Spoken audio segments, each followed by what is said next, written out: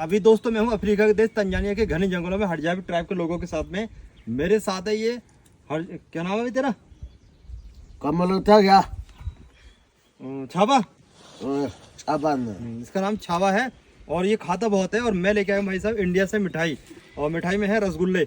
और रसगुल्ले भाई साहब मैं इसको देने वाला हूँ रसगुल्ला, और देखने वाले हैं इसका रिएक्शन कैसा आता है। बाकी देखते हैं। हाँ भाई खाएगा? खाएगा खाएगा।